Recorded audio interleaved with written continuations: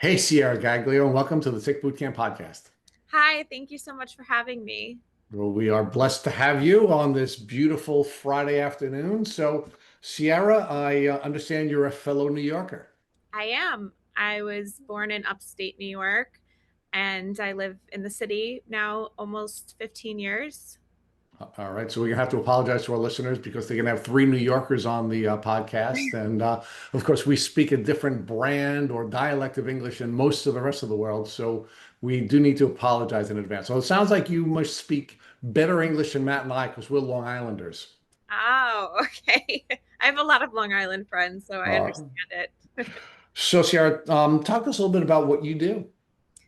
I'm a graphic designer, so I work for myself and do freelance, and I've worked for hospitals, entertainment, nightclubs, restaurants, beauty estheticians, plastic surgeons, you name it. So I do a lot of just everything. I'm like a one-stop shop basically for design, and then I also do my own art, and I have my own merch that I sell. So just doing that mostly.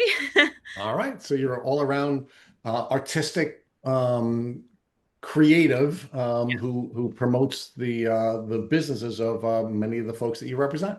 Yeah, pretty All right, much. so you did share with me offline that you, or I guess online, that you grew up upstate New York. So how long were you upstate New York before you came downstate and moved to New York City? I was in upstate like my whole childhood, and then I went to school at Manhattan College, which is in the Bronx. And right I'm after, familiar with it. My oldest daughter graduated from oh, Manhattan, so she's in Jasper as well. that's so funny. Yes, Yeah, it was a good time, good school. great school. Right after college, I was just like, oh, I want to live in the city. So then I moved to the city right after that, which is in 2010. So I've been here ever since. I've kind of gone around the boroughs, tested them out, and I've landed in Queens now. This is my sweet spot. But I go upstate all the time. My family is still up there, and sometimes I just need a break from, the concrete jungle. So Yeah, so what was your childhood like upstate New York specifically? What was your outdoors life like? And what did you know about ticks and tick diseases, either from your family, from experiences in your community, or from your educational experiences? I was very outdoors as a child because I went to a Montessori school, it was on a farm basically. So we were planting potatoes, we were tapping trees for sap, and, you know, a lot of animals. There was a lot of animals involved. But I had never heard of Lyme disease growing up. Like it was not a thing. I had probably, a few ticks on me, but it was just like, yep, you pick it off and then you go about your day.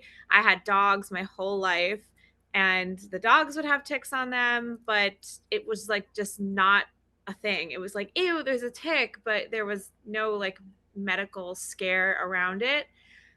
So I didn't know much of anything, and my family didn't either. So, did you have any folks in your community with Lyme disease or anyone who is suffering from tick disease? I mean, do you recall, even knowing that the disease existed? Not until I was like a little bit older. I think when I was in my teens, my father was dating someone who had Lyme disease, and my dad actually ended up getting Lyme disease shortly after that. But again, it was not like this big thing. Like he's like, oh, I have Lyme disease from a tick, but I took antibiotics and I'm fine. So that was pretty much all I knew about it. And she also said the same thing.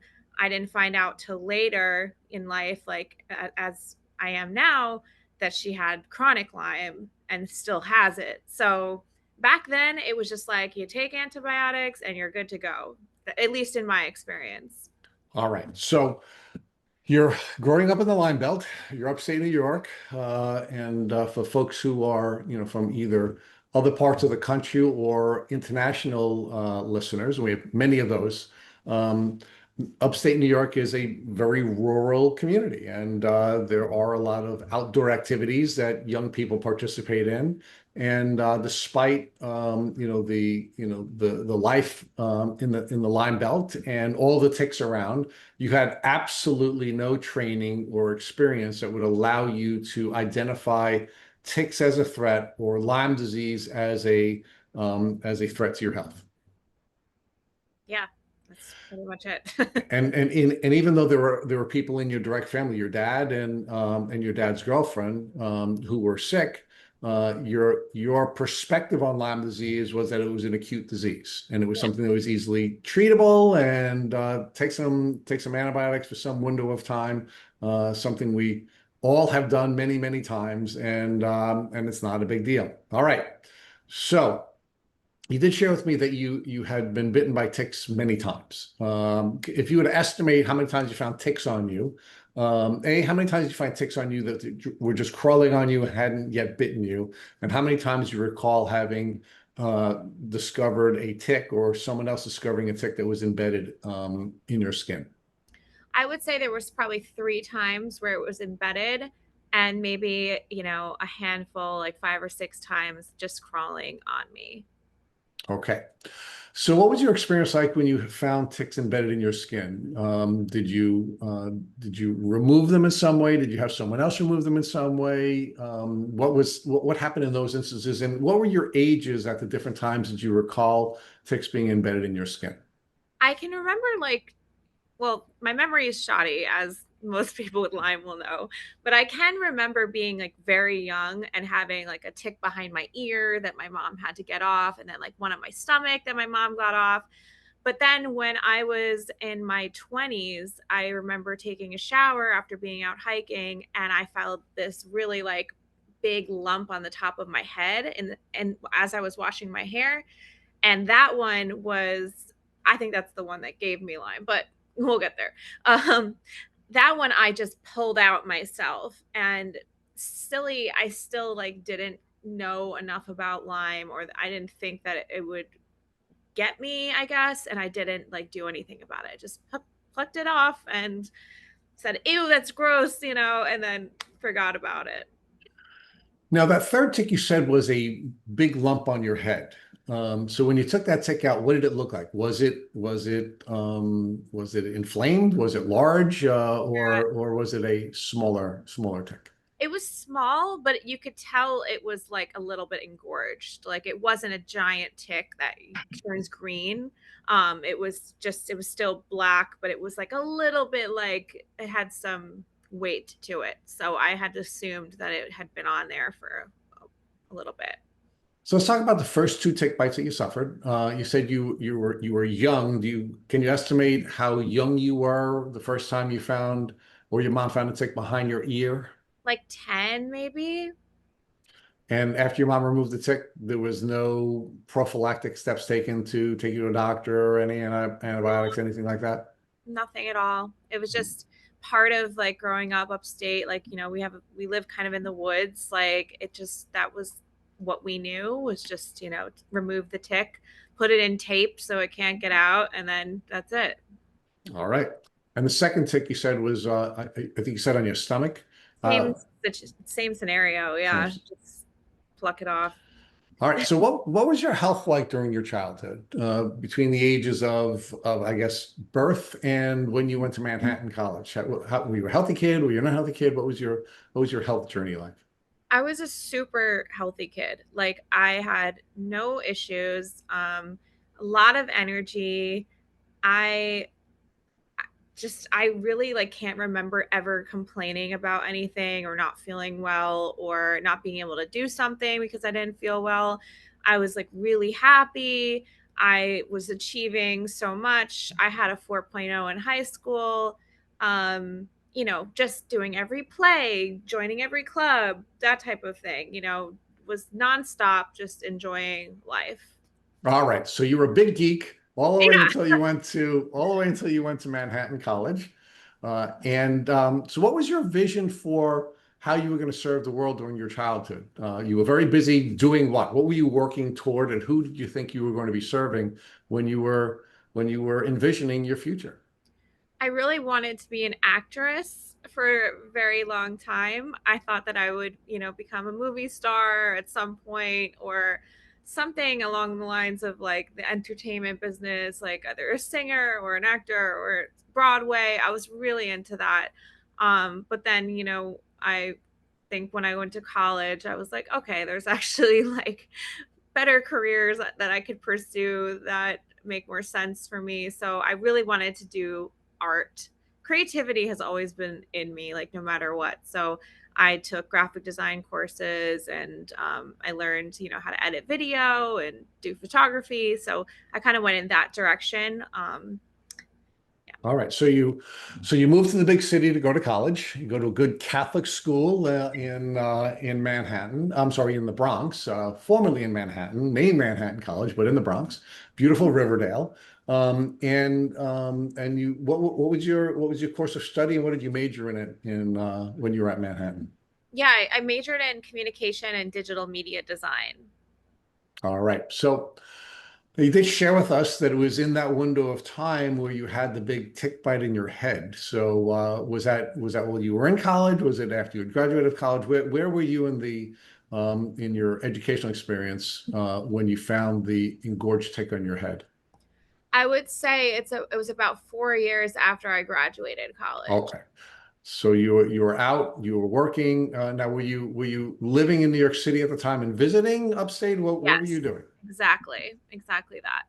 But I did start having a lot of health problems in college that were kind of odd and unexplainable.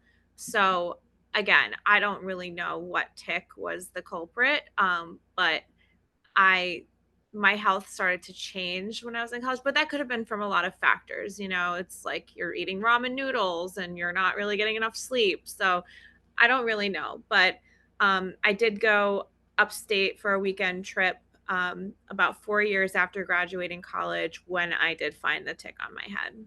Okay, so let's build that out because that's really the next place I wanted to go to.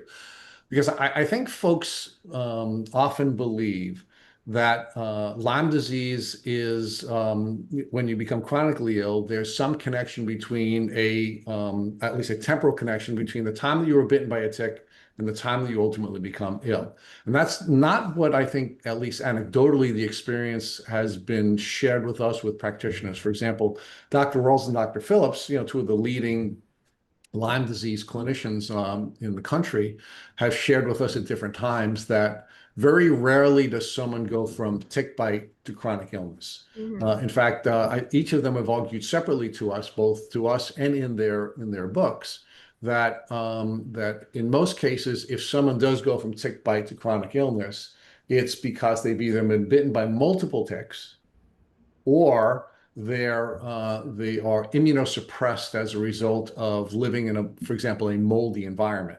And it's in those rare cases where someone will go from tick bite to illness. So when you first started describing your experience early on with the tick bite in your head and then you getting sick, that's why I was asking you about your experience as a child and what your health was like because now we're starting to see even in your journey, you had been bitten by ticks at least twice that you know of. You found ticks crawling on you. And of course, as someone who was not trained at that time, you don't know whether or not a tick was leaving you after having fed on you for a couple of days, or you just found it, crawling on you. And of course, in most cases, when we get bitten by a tick, we never discover the tick.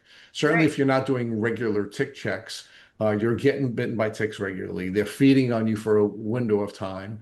And they leave you without you even finding it, right? So you're in this tick endemic community, you're getting bitten all the time, and now your health starts to change when you go to college. And you said you thought there were many factors that might have been causing you to have this change in your health. You go from being, the uber healthy, overly committed young person with many, many goals of working in the arts in different capacities, right? Now you go to college. So talk about the stresses you had to deal with in college. First, moving from an upstate environment and a rural environment to now an inner city environment. Talk about some of the new experiences that you had available to you going to Manhattan College and talk about some of the things you did, like burning the candle at both ends and partying a little bit more than you would if you had, you know, parents helicoptering over you, and talk about how that college experience changed and how maybe some of those stresses and some of those changes may have um, reduced your immune protections and perhaps allowed the Lyme bacteria or other bacteria, protozoa, or viruses that had been spit into you by ticks to now start to develop in a way that your immune system wasn't able to protect you against. Yeah, the first thing I remember happening is I developed really bad digestive issues that I never ever had. Like, and I went to so many doctors and they were just like, "Oh, it's IBS," which is like really BS at this point because, um so I struggled with that. I was having problems getting to classes because I was like embarrassed because my stomach would make these like really like loud squeaky noises. Like it literally felt like my overnight, like my entire digestion system changed. Certain foods I felt like I was allergic to all of a sudden. I went and had like a blood test done to see like what I was allergic to, and it was just really random stuff that I wasn't even eating. So I'm like, that can't be it. I mean, I definitely had like a good college experience, but this happened, I would say, like 2 years in, where I just developed all of these weird things. I developed a severe anxiety disorder and panic disorder. I remember multiple times in my classes, I just would be sitting there and I would suddenly feel like I was having a heart attack and I had to leave the class, and I would go to the nurse and be like, "I'm having a heart attack. I need to go to the hospital." And they would take me to just find out it was a panic attack. And I had no idea what a panic attack even was. I remember having vertigo and feeling dizzy a lot. Whereas the first 2 years of college felt like a dream. I was having so much fun. I was making friends. There were definitely like party nights and stuff like that.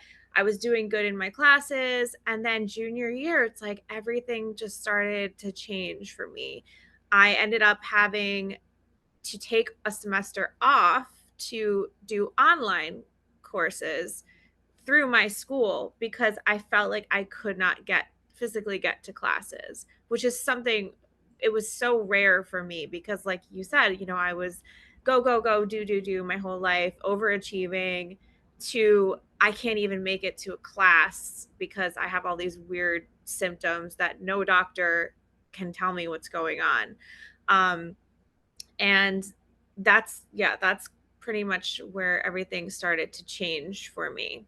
Yeah, and just for folks who are not familiar with the Manhattan College campus, which is, by the way, a beautiful, beautiful campus, but the dorms are in close proximity to the classes, right? So it's not like you're walking 10 miles to get Yeah. to a class, and you couldn't even get from your dorm to your classes, which are, in close proximity to one another. So, how many doctors did you see, not only during your time at Manhattan when they were taking you to the hospital or you were visiting with different practitioners, but I'm assuming when you took your semester off, you not off, but you were taking classes online rather than on campus. Were you seeing doctors back home upstate, or what was that medical practitioner experience like? Yeah, I had rarely gone to the doctor as a kid. I mean, I can remember a few times when I was sick, but when in college, I started just Googling doctors in that area. And sometimes I would travel to the city, but it would always be the same thing. Like, you're fine, you're healthy, your blood work is good, there's nothing wrong, you have anxiety. And that's pretty much like what I would keep getting over and over again. So I would just Google random doctors and just try different ones and be like, maybe this one will figure it out. Maybe this one knows. So were any of the doctors recommending that you treat with a specific type of practitioner or a specific practitioner to deal with the anxiety or help you to find what was causing the anxiety and maybe come up with some solutions for that? No, they just put me on Xanax. All right. Yeah. So were they primary care? Yeah, practitioners opening you on Xanax? just put the Band-Aid on, oh, just take this when you feel anxious. When And I what Yeah. was it helpful? Was the Xanax giving you any relief, or was it not? It would, like, if I would feel, because once you have a panic attack, it kind of stays with you that any situation you go to, you could have that panic attack. So I started taking it, before certain situations where I felt I would have anxiety, but it wasn't really like fixing the issue. It was just completely masking it because I don't know why I just developed, these neurological symptoms overnight. So it to me that was not the right way to go about it, but at the time I didn't know. I was handed a pill and I was told that that would make, these things go away. So I just, went along with it. So give us the progression of symptoms. How did things go from you being the healthy, happy kid who then goes to this really good Catholic school in the Bronx, has two very good years there, just sort of the same same healthy, happy kid that you had been before, and now your symptoms begin to develop. So give us the progression of symptoms from your sophomore year all the way until the time that you have to take the semester off from on-campus courses, and then how did it progress from there? Yeah, it's interesting because I did move from the dorms into an apartment that was near the campus. It was kind of near the engineering building. I know you know the layout. I do. So it was like West 238th Street, but it was still really close to the school. I mean, I could walk to my classes in like less than 10 minutes. Um, I moved there because I was having a lot of social anxiety, like even being in the dorm. I wasn't really interacting with people. I was becoming more withdrawn and like didn't really want to go to parties and didn't want to go to things anymore. I just kind of wanted to like be by myself. So being in the dorm started to be a problem. Also, like with my stomach issues, I didn't want to use a, shared bathroom all the time. So I decided to get my own apartment, which my parents helped me get so I could manage these symptoms and still, get through my college time. Um, but I feel like when I moved there, everything started kind of like snowballing. Like things started getting worse. Um, I don't know, like I don't really remember how like the progression was, but I just remember moving out of the dorm was like me saying like, okay, this is becoming so bad. I can't even live in the dorm anymore. Um, and then I was, kind of more isolated there and just with these symptoms, just feeling overwhelmed and like I'm not understanding what's happening to me. So now, I mean, I don't know which dorm you were living in, but some of the dorms on campus, because Manhattan is an older campus. Yeah. Some of the dorms are older, and some of the dorms are newer. And I'm just wondering whether or not, perhaps when you were living in an older dorm, maybe it was moldy in the older dorm, and did things get better for you when you moved into your own apartment, or was the health impacts negligible, if not at all, when you moved out? It was kind of like the opposite. Like I think if anything, um, the apartment I moved into was really old. Oh, So okay. I feel like my symptoms started getting worse when I did move there. But again, like I don't really know. Like this is all still kind of a blur because I've had like severe memory loss. But I just know like junior year is when I became like someone else, like Okay. my health. Yeah. So you said you were describing your symptomology as neurological, and the first thing you shared with us was that you were suffering from anxiety and anxiety attacks. What other neurological or psychological symptoms did you have, and how did they progress after you moved into the perhaps moldy New York City apartment? Yeah, I the dizziness and the vertigo was definitely a thing. I started experiencing insomnia, having a really hard time falling asleep, and then like once I'm asleep, just waking up like all the time. I started feeling really tired. I remember like coming home from just like having coffee or lunch with a friend, and I just need to like lay down on the couch but I can't even fall asleep because I have like problems sleeping. I'm just so physically drained that I just had to like lay there. Um, the digestion issues were getting worse. And then more like, so the neurological, the anxiety was just manifesting into, um, I guess like some type of like paranoia, like scared to go out into the city, scared to go out into the world, like just kind of feeling like safe in my little apartment, which was never me. I was the most like social butterfly ever. And I just really felt safe in that apartment, which it was just very strange for me for that to happen. And again, just for folks who are not familiar with that campus, it's actually one of the safest parts of New York City. At the time you were there, the mayor of New York was a graduate of Manhattan College, right? Rudy Giuliani, and Ray Kelly was the police commissioner at the time. He also graduated from Manhattan College. So, we had a very, very safe campus with a lot of police presence in that community. So you weren't afraid to go out because the community was unsafe. You were afraid to go out because of, well, the mental health issues you were dealing with. Yeah, and then also I forgot, I at some point during my junior year, before I took the semester off, I decided I was going to study abroad, and I was like, I'm going to push myself so hard, even though I don't feel good to do this, even though I have anxiety, like I don't want to miss this opportunity. And I did. I went, and I was dealing with my symptoms so bad, especially being in another country. I went to Australia, which is Wow.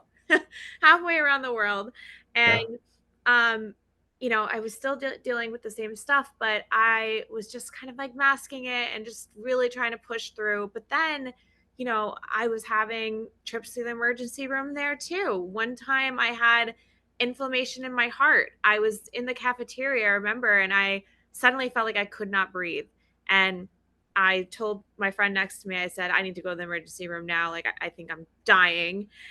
Because my heart and my chest felt really tight and pressure, and I felt like I couldn't breathe. And I get there, and they told me I had pericarditis, which is inflammation of the lining of your heart. How did I get that? I have no idea. But things were still going on even though I was there, and my stomach issues were so bad over there. Anxiety was so bad. I don't I did not do well in school studying abroad. I missed so many classes, and my parents were really disappointed in me, and I think they assumed that I was just like out, being a crazy 19-year-old Party in girl. Australia. Yeah, when most of the time I was staying in my dorm. Like I went to the pet store. This is so weird to tell a story.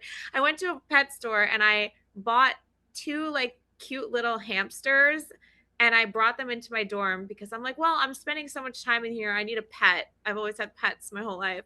And eventually the cleaning lady found them and took them away and said, like, you can't have these here. But that's how much time I was spending in my dorm, was like, I'm going to get a hamster.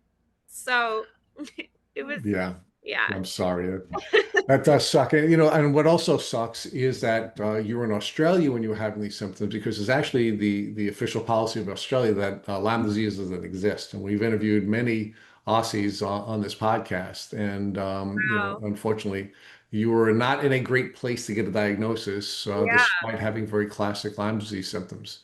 Please. So you finish your time in Australia, you come back home, and by the way, did the symptomology get worse after you got off the plane, either to Australia or after you had gotten back home? Because um, flying is immunosuppressive, and many people find that they get sicker after they spend some time on a plane, and you're on a plane like forever to get to Australia and back. So give me that piece of your experience.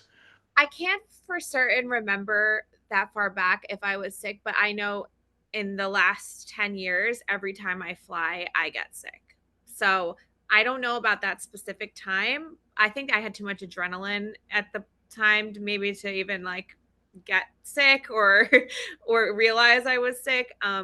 But absolutely like cannot fly without coming down with something now.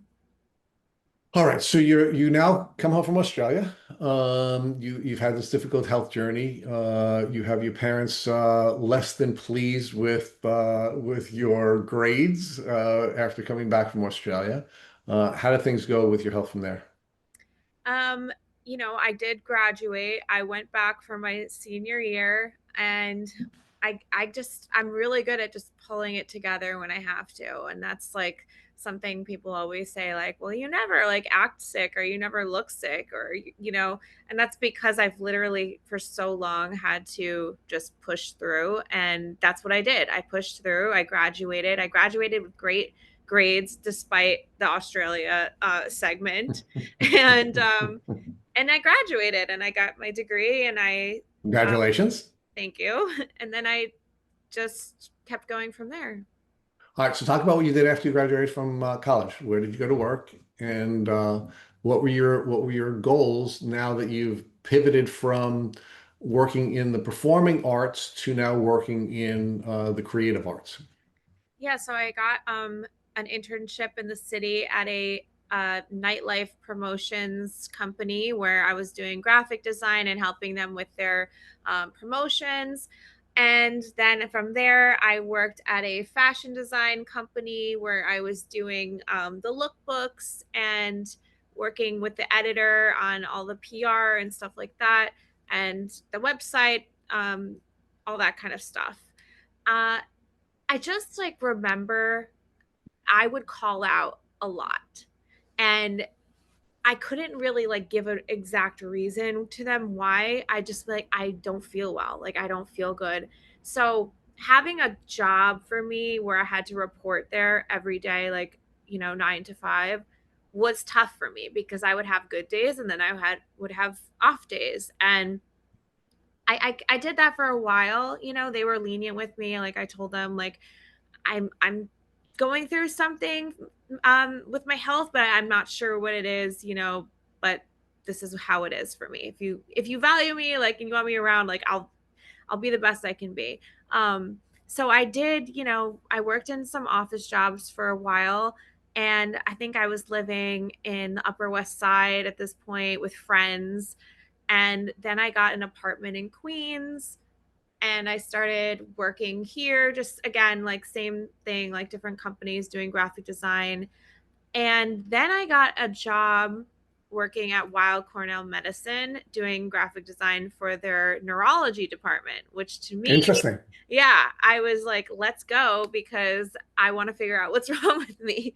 Um, and it was focused on Alzheimer's, but it was also, chronic migraine, Parkinson's, dementia. It was like a whole bundle of things, but I was creating a whole course to teach people how to take care of their brain. And I was creating videos and all this content that the hospital was putting on their website, their YouTube channel, this and that. And also, I was like talking with patients to get their experiences with these things. So it was like a really great job and I really enjoyed it. But again, I was calling out so much and I was getting in trouble with HR. Like, why have you taken so many days off? And again, could not really describe to them what's going on because I didn't know. But the good thing about that job was I had really good health insurance. So I made sure to see every single doctor in that building, rheumatology, hepatology, um, Yeah. hematology, gastroenterology, neurology. I did everything, and I had so many workups done. And they really, the same thing was like, your blood work looks good. You're low in vitamin D. You're very low in vitamin D. You've been low in it a very long time, but it's okay. Your iron is a little bit low, your cholesterol's really high, but for the most part, you're healthy. And I still felt like this is weird until one day I was getting ready to go to work and I woke up and my eye was completely like blurry. And I went into work and I said, I can't see out of this eye. I need to go to the ophthalmology place immediately. and they found out that I had a mini stroke in my eye, like CRVO, which is basically like the vein to your retina has a blood clot and it causes like a mini stroke. So I thought that was really weird because my blood work was so fine. Like, why am I having a mini stroke in my eye? So that is like the only thing I really found out by going to all those doctors. Other than that, I was on paper, I was just healthy, but I, you know, was trembling. I had severe fatigue, brain fog, like you wouldn't believe. I remember just staring at my computer some days and I'm like, I don't even know what I'm doing. I couldn't remember things. People had to tell me things multiple times. This is when my symptoms were like really becoming a problem for me. All right. So how long were you how long were you working after college and before you received the tick bite in your head that you described for us earlier? The tick bite was in 2014. I started working in at the hospital in 2016. Okay. Oh, so the engorged tick that you found in your head was 2 years before you went to work at Cornell? Yeah. Oh, I'm sorry, I didn't realize that timeline. But Okay, so, I've had other ticks in me before that, so you know, again, I don't know. right.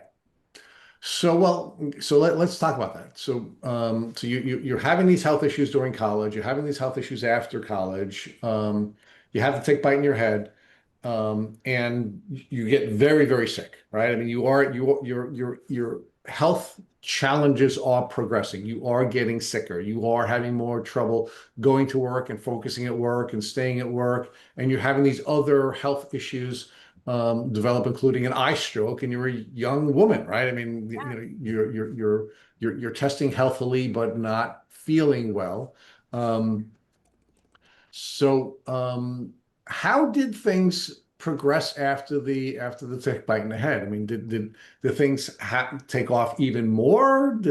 Was it sort of just a part of the same steady progression of symptoms? What if anything did that tick bite in the head impact your symptoms? Things got worse after that. A And lot again, worse? yeah, I remember 2015 and 2016 was like the height of my I don't feel good part of my life. To the point where I had to leave that job. I couldn't physically make it in there. Um, and I they were nice enough to keep me on as an independent contractor that could work from home. And that was like really great because I didn't want to, lose that job. I was passionate about it. I wanted to, help people with their health, but I was struggling with mine. So it was really hard to juggle both at the same time. Yeah, so I just want to think a little bit with you about the tick bite in the head, right? I mean, your immune system was not doing well before that, right? You were getting really sick. So from your sophomore year or the end of your sophomore year in college, now you're out of college a couple of years. So it's about a 4-year window where your symptoms are progressing, and clearly your immune system is not optimal. Now Right. you get this tick bite, and now it really takes off, right? I mean, so your immune systems clearly didn't have the ability to manage all the ticks, and of course, it's a tick bite in the head, and you already had neurological symptoms. Your brain wasn't doing particularly well before that, and now things are really taking off Yeah. to the point where you have to stop working, right? I mean, you just don't feel comfortable working at that place because you can't perform at a high level, and you don't want to deal with the HR issues anymore. So you have to leave the job.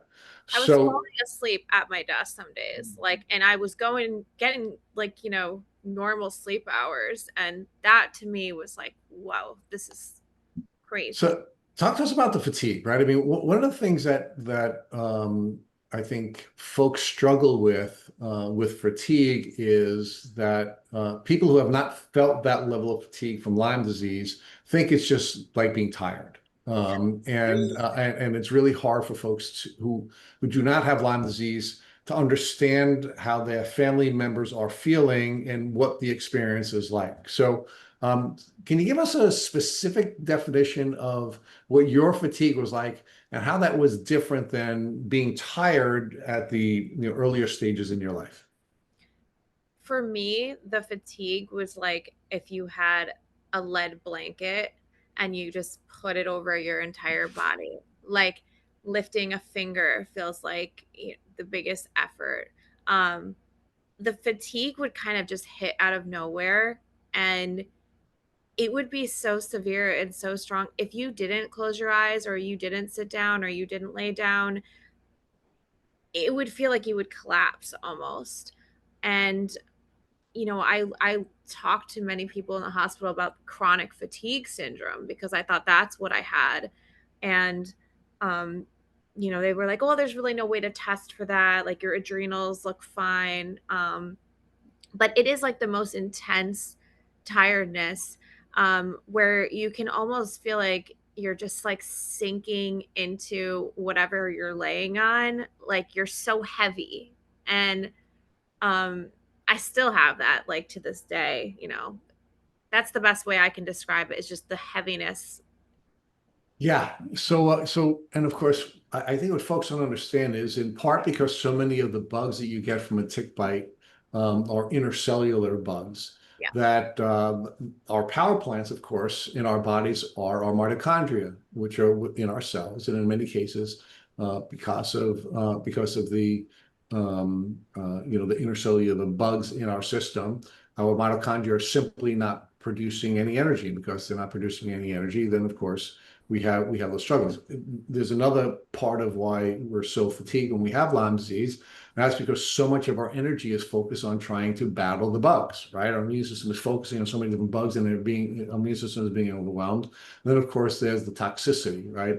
I mean, there's just so much going on in our system, and so much die off, and so much so many toxic chemicals in our system that we can't get rid of. When you put that all together, it's just total body exhaustion, and that's what you were suffering from, right? And to the point where even though you had a job that you enjoyed, and even though you had these great health insurance benefits, you had to leave. You couldn't Yeah. stay. I had to be able to nap, like, in the middle of the day at my house when that wave would hit. And, yeah, so I started working from home.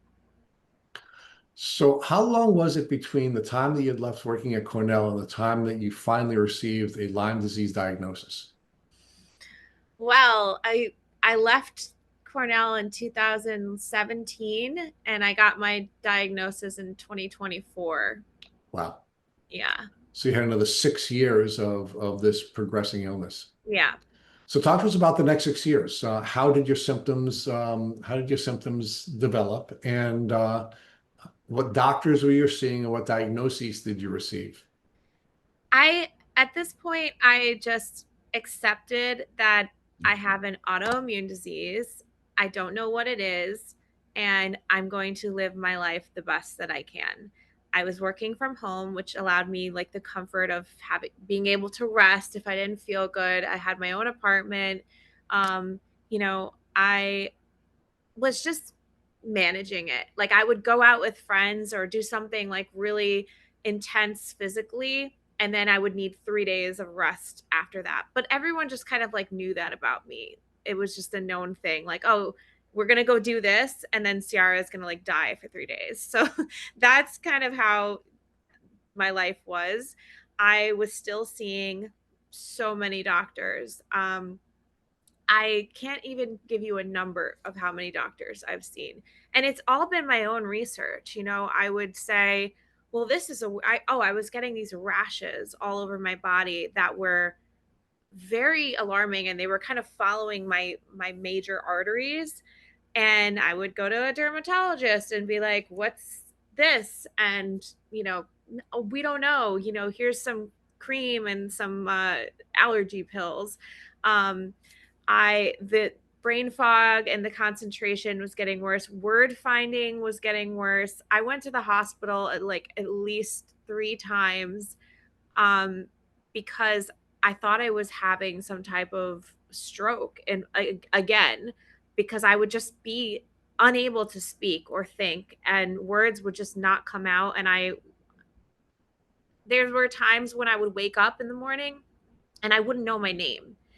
It was the most bizarre things. Like I have notebooks on notebooks of just these symptoms written down. Um, pins and needles in my hands and my feet. Sometimes my feet would look really like bluish.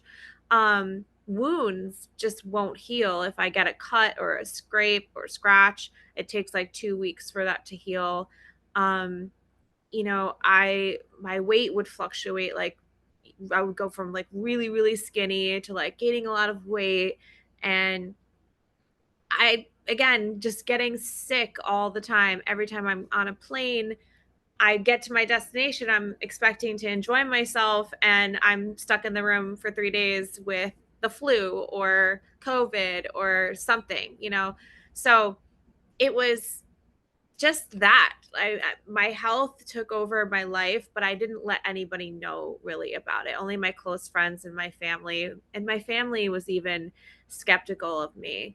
They were like, oh, you can get up, you just, come on, let's go, like you could do it. And or if I'm telling my mom like I'm having an anxiety attack, you just snap out of it, like you'll be okay. And that was just my life. I was holding all of this in and just trying to be like everyone else, trying to go on the same path as all my friends that were my age, but knowing like this big dark secret of like something's really wrong with me and I don't know it. And I don't want to tell people that, I'm having like weird hallucinations sometimes, or like I, my insomnia is so bad. I haven't slept in 3 days. Like, I don't want to tell people that because I was afraid of what they would think, or, say, oh, well, she's crazy or something. So I just really, I kept inside. I kept going to doctors, but, you know, was not getting anything. One doctor did actually say, oh, you have an autoimmune disease. I just don't know what it is, because I had a marker. But that's where it ended with him. And he was like, oh, you just, boost your immunity. So that's where it was.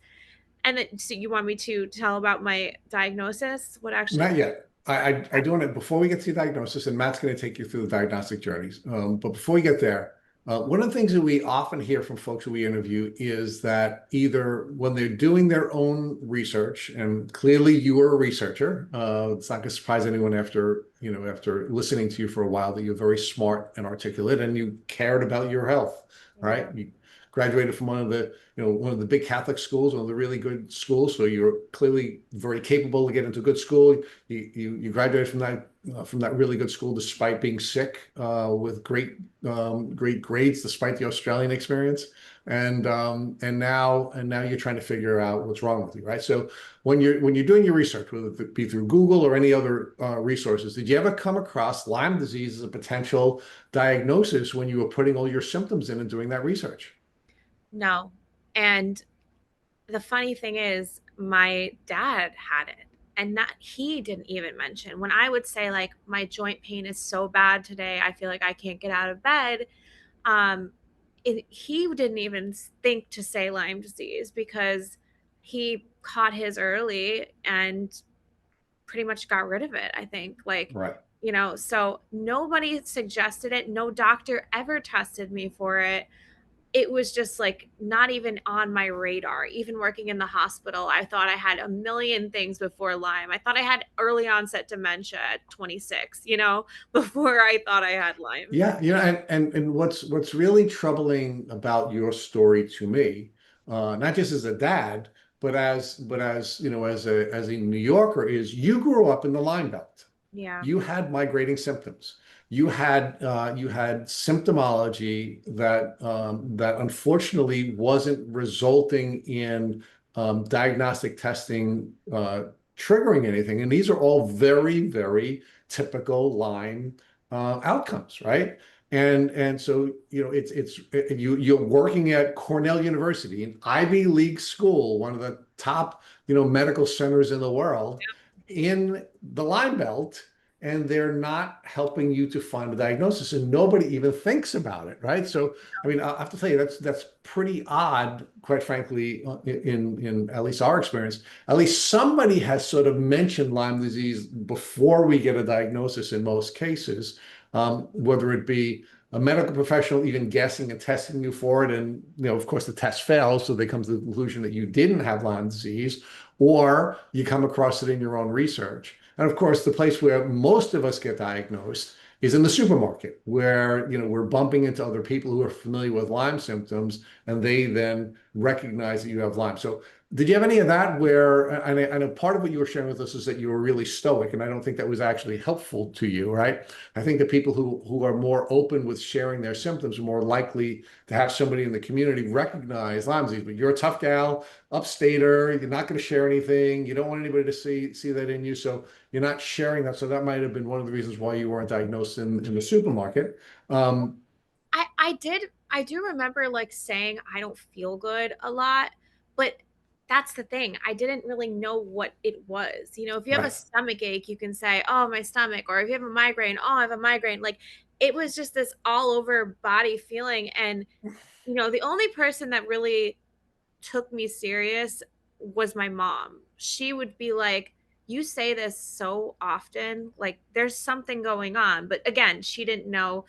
It's funny now that I have my diagnosis, everyone I meet has someone that has Lyme, has had Lyme, their cousins, brothers, Certainly in New York, yeah. sisters, everybody has a connection to Lyme now that I know about Lyme. But before I knew, and I would Google symptoms, and the things that would come up were just like chronic fatigue or depression or I don't even know, like some compromised diseases. Never ever Lyme. I don't know if my Google was like had Lyme banned or something, but it was not even listed in there because that's an easy thing to test for. Chronic fatigue is like a whole mix of things. Lyme, it's like there's a test for it. So it sucks that, I didn't. So, Sarah, let's explore one more thing with you before I hand you over to Matt to go through your diagnostic journey, and that is one of the challenges that we have in Lyme disease. It's a disease without a definition. In Yeah. fact, there are as many definitions of Lyme disease as there are practitioners and researchers who are focusing on this disease. And I think one of the things that caused you to be failed is because your dad had an acute presentation of the disease, and we call that Lyme disease, and you had a chronic presentation of the disease, and we call that Lyme disease. And they have nothing in common with one another. And because of that, even someone in your own family suffering from Lyme disease couldn't help you to see what is, in my view, from just having this conversation with you, very clearly, showing classic Lyme disease symptoms. I can tell you that had I met you when my daughter was at Manhattan College, and you told me what your symptoms were, I would have said, you sound very limey. You know what I mean? So there's, Yeah. it's very classic, right? So we here at Tick Boot Camp define Lyme disease as a polymicrobial, multisystemic, chronic infectious or post-infectious disease, right? So we tease out the acute presentation. We do not consider that Lyme disease, right? And I think because of the Lyme disease definitional problem, you had an even longer journey and weren't focusing on it because your dad's experience was the acute presentation and you didn't have that. No. All right, so you're finally diagnosed in 2024. How'd you get diagnosed with Lyme disease?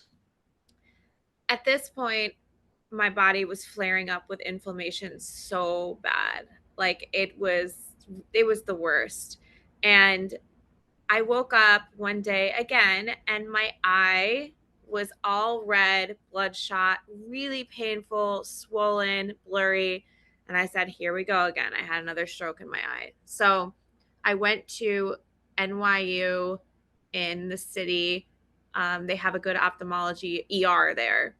And the doctor's looking at my eye and he said, "Oh, well, I think you have scleritis," which, we only see it in a few conditions. And it was like syphilis, God, I can't remember. There was like four conditions where scleritis like looks like my eye, and he mentioned Lyme as one of the four.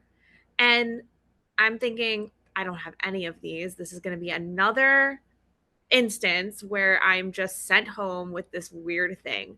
So they test me for everything, and I can't yeah, no, they treated my eye, and I basically like went on my way waiting for the blood work, and I'm just like not thinking anything at this point. And wouldn't you know, I get the blood work back and I'm positive for Lyme. Wow. Yeah, because of my eye. Like my eye is always doing something. So that was literally how I got diagnosed. And I'm like, great, now what? Because I don't even know the first thing about treating this. So I went to my primary care doctor who, he just helps me with colds and stuff. He's not like a deep diver type of doctor.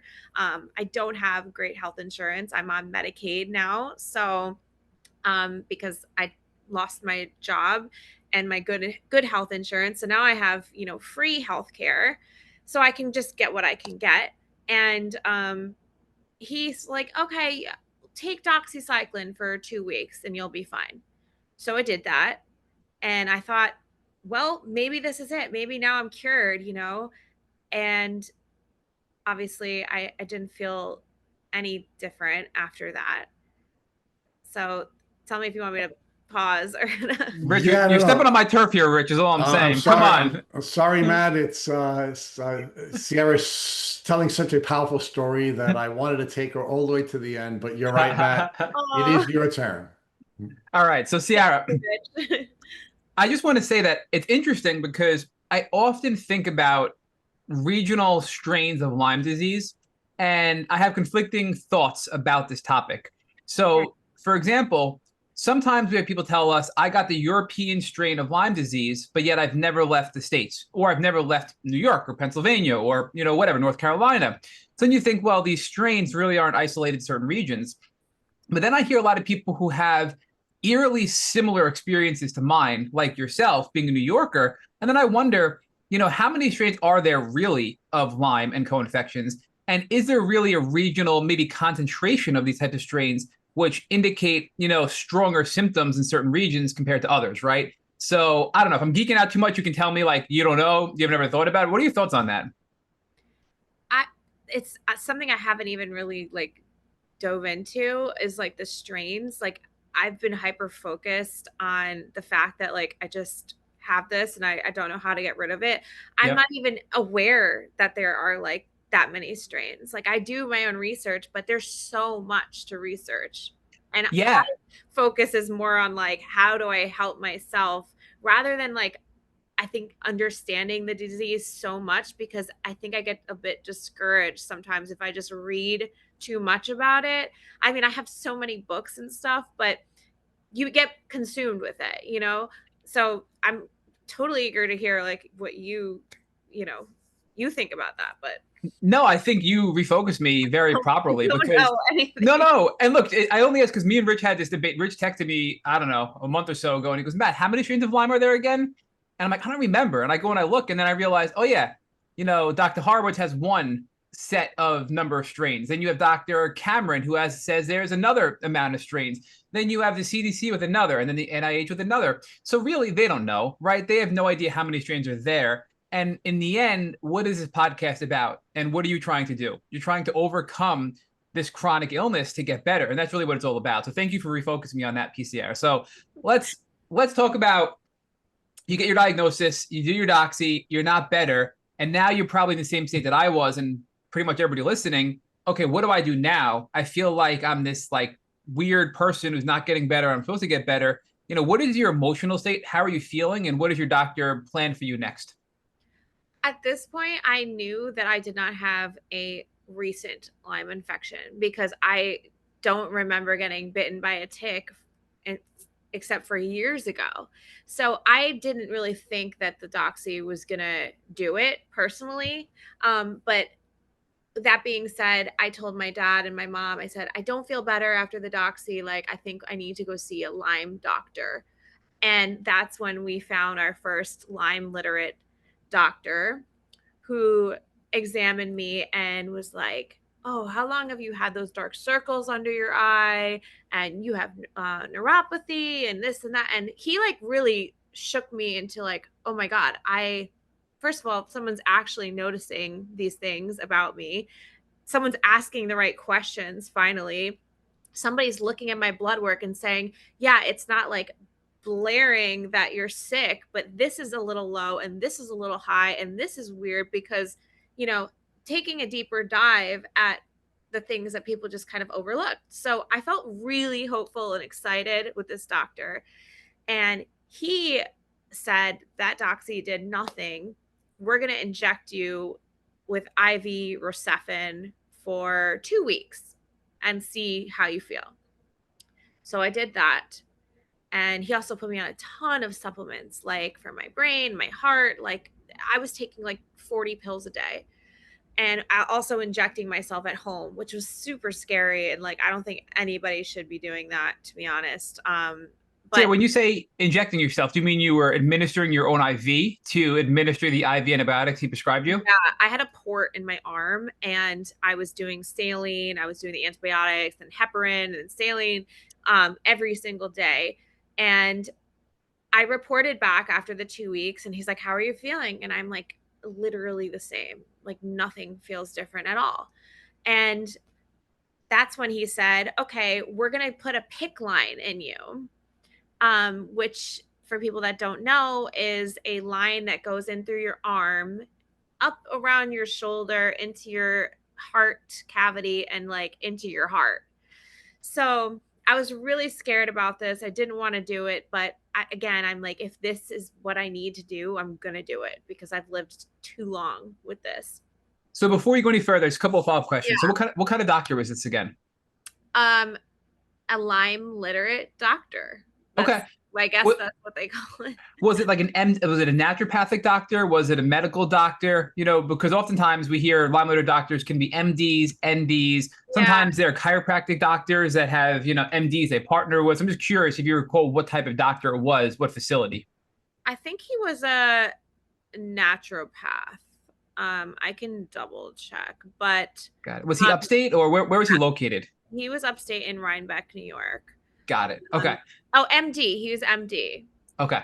Now just a couple follow-up questions to that as well. So when you first had the 2 weeks of doxycycline, you said you didn't feel anything, but did you, sometimes people herx, but did you feel any kind of reaction at all? Was it really just like status quo? You were still suffering, but it was the same level of suffering?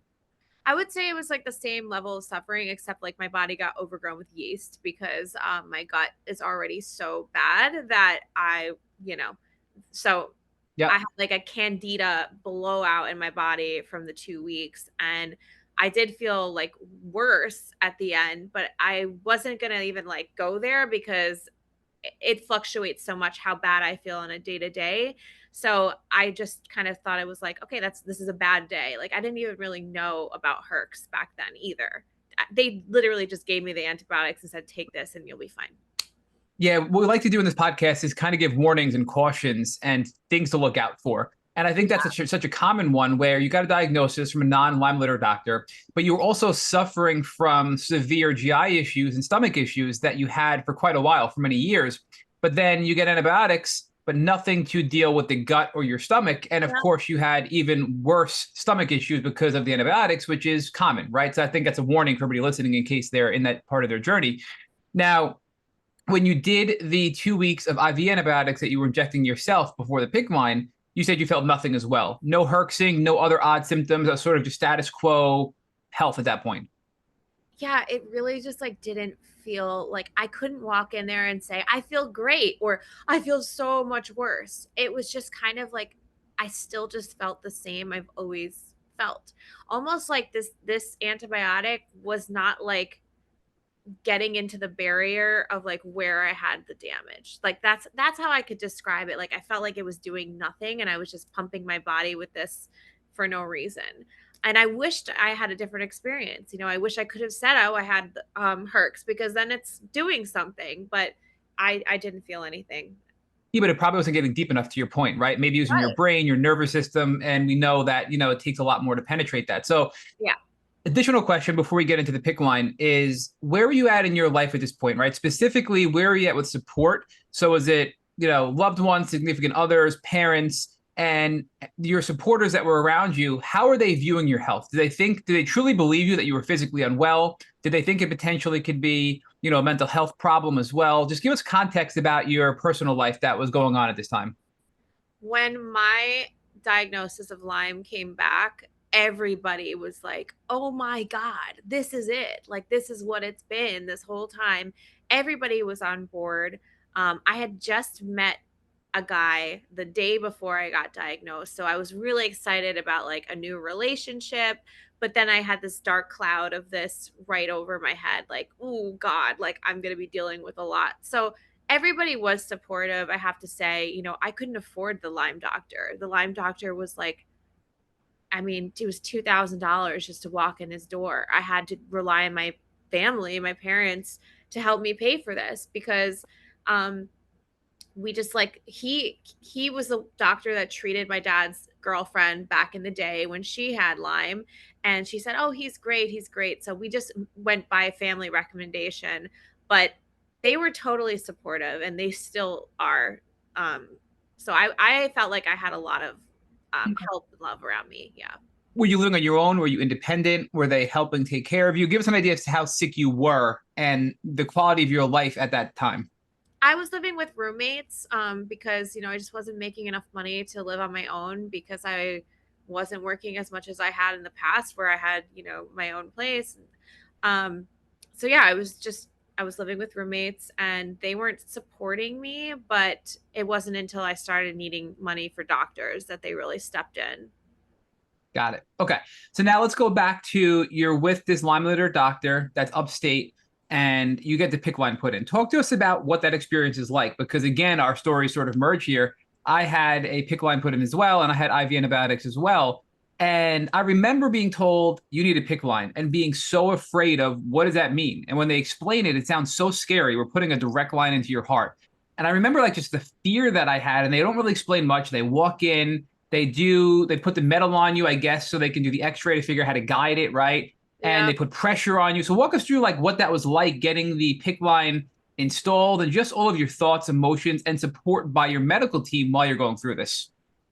I have to say the team of guys that did that procedure were great, but it was the scariest thing ever because you're awake, you're not even like a little bit sedated, and that they numb your arm and they're feeding something in through your vein up into your heart. Like for anyone with anxiety, that is like the scariest thing because one wrong move, they can pierce a valve, they can pierce the lining.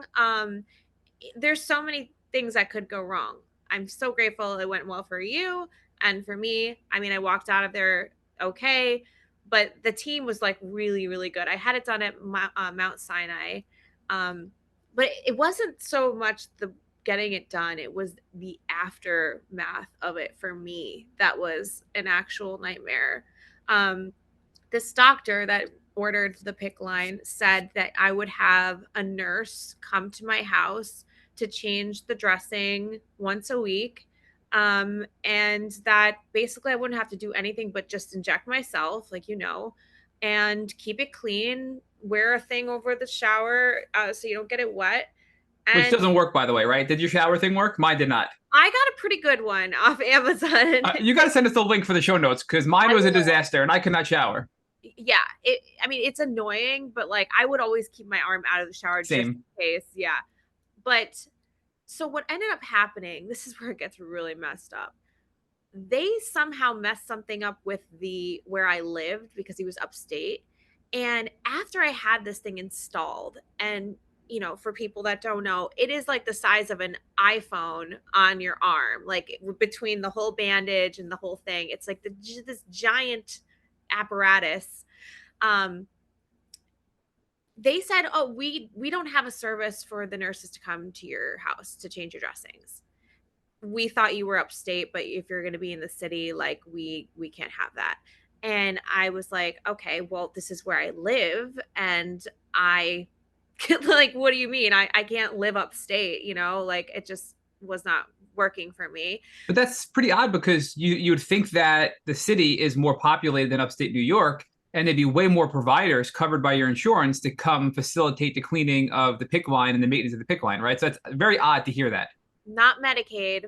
Medicaid does not do it. Hmm. So I was kind of, and they didn't have like a plan B. And they told me this after I had it in. If they had told me before, I would have waited until we had this all sorted. So now I get home from the hospital with this thing and I'm like, great, I can't just take it out. Who's going to take care of this? Who's going to clean it? And I called so many hospitals. I said, can I come in once a week and can you guys clean it? No, we can't touch that. It was put in by a doctor and only that doctor can do it. And they were telling me that I would have to drive upstate once a week for them to do it, 2.5 hours. And I was like, I'm not doing that. I don't feel well. I cannot drive that much, especially with this thing. So I this do not do this, everyone. This is like not advice. I went on Instagram and I put up a story that was like, is there any nurses that have PICC line experience in Queens that would like to come to my house? I can pay you every visit to change my PICC line. I know this is like the worst thing. This is like a horror story. It's like a Netflix. Yeah. I don't know. Yeah, I don't want to. Yes, but this sounds like it could be really bad. It was. So this really sweet girl answers and she lives right down the street from me and she said that she had experience this and that. So like I'm like, okay, we found her, we're good. The only thing is the PICC line I had put in was different than like what she had worked on. I guess she worked on a different type. And the first cleaning, there was so much blood and I didn't have the right things. They didn't even give me the right things to change it with. I had nothing. So I remember in the middle of the night, my dad and I driving to Mount Sinai because it was bleeding so bad and like gushing blood.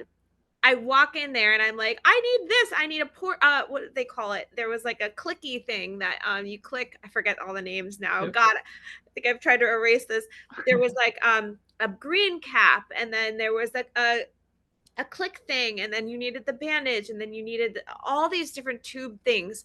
So they gave me everything. These people, they felt so bad. They said, we're not allowed to do this. And I'm sorry if you guys get in trouble. Like they said they were not allowed to do it, but they were going to do it for me because they felt so bad that I had no aftercare. And meanwhile, this doctor, I tried to call a million times that this was going on and nobody called me back.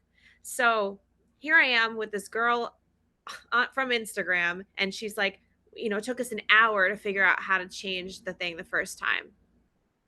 Then things like got better. I think I was injecting. Wait, you kept her after that? Yeah, no, it wasn't like it wasn't like she didn't know what she was doing, but it was already bleeding a lot. And then when she like jiggled it, I think it was just like, I don't know, something was weird with it. So I kept her. You were very nice. You're a nice person. That's all I'm gonna say. I know.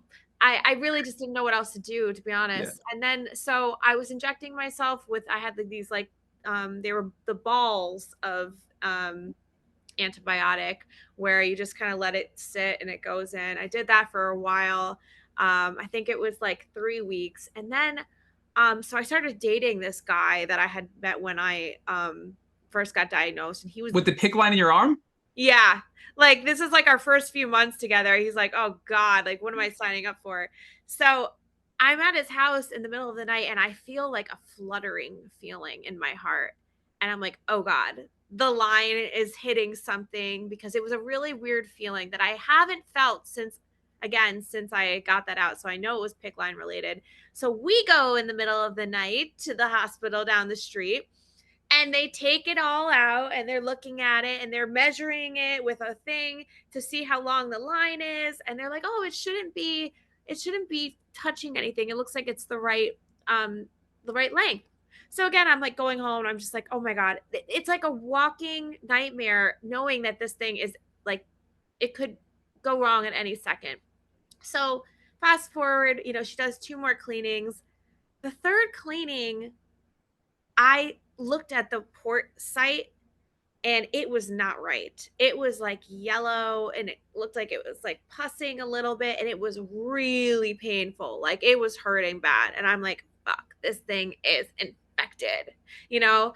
And the worst part is if you get an infection in that PICC line, it goes straight into your heart. Yeah. And that's, no, you don't want that. So I get in the car and I drive 2.5 hours to this doctor, and I walk in there and I'm like, get this thing out of me. I'm sick of this. I don't feel better because I'm so stressed out from this whole thing. They take it out. It's badly infected. I go on antibiotics again now for the infection, and I have to put cream on the infection that with a giant hole in my arm. And then they said, well, you need to finish the antibiotics, so we're going to put another port in your lower arm down by your wrist. So they do that, right? Okay, I'm on that for like 3-4 days, and then suddenly my arm feels like stone. Like if I touched my arm, it was rock hard. There was no flesh, there was no give, there was no bounce. It was just like touching wood.